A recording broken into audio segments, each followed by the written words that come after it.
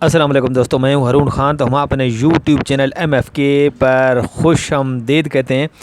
तो उम्मीद करते हैं आपको वीडियो बहुत पसंद आएगी। अगर अच्छी लगे तो लाइक कर देना, चैनल को सब्सक्राइब कर देना। तो एक पीर साहब है जो अपने मुरीदों से कब्र में बैठकर बातें करते हैं। चलो आइए आपको दिखाते हैं, आइए आइए। तस्वीरां ते WhatsApp करनी है। और चलो खिंचोगा बनी है कैमरा भी बना लो, फोटो ते बना लो। शहजादे अफार दफा होए थल्ले चल। आ होण डई इत्थे आराम नाल सही बुक भागना मत, वीडियो मुकम्मल देकर जाना भाई।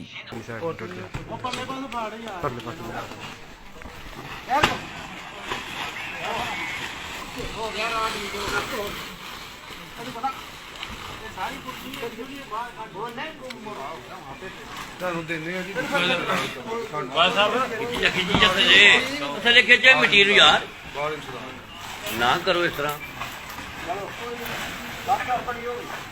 ਚਲੋ चलो कड्डो हम बाहर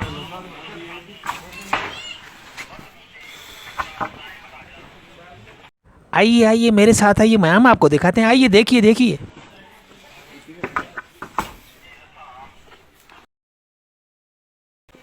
ਕਾਂ ਸਾਹਿਬ ਮਾਰੋ ਆਵਾਜ਼ आ जा बाहर आ जा। इस चीज को कैसे याद किया? ਉਹ ਸਰਕਾਰ तकलीफ करो थोड़ी जी। ਤਕਲੀਫ ਕਰੇ ਬਾਹਰ ਆਏ आ जाओ आ जाओ आ जाओ आ जाओ बाहर बाहर आ ਇਹਨਾਂ ਨੂੰ ਸਾਰੋ ਸਰਕਾਰ ਉਰਾ ਆਓ। ਇਹ ਸਰਕਾਰ जाओ साहब बुला रहे ने बड़े साडा ਆਓ ਫੇਰ ਤੁਰ ਜਾਇਓ। साहब बड़े एसपी फिर बुला टुर रहे जाओ। साडा ਫੇਰ ਤੁਰ ਜਾਓ ਆਓ ਫੇਰ ਆਈਏ। ਸਾਨੂੰ ਕੋਈ ਤੁਹਾਡਾ ਇਤਰਾਜ਼ ਕੋ ਨਹੀਂ।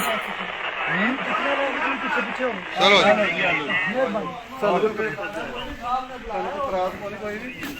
ਗੱਲ ਸੁਣ ਲਓ ਫਿਰ ਬਾਅਦ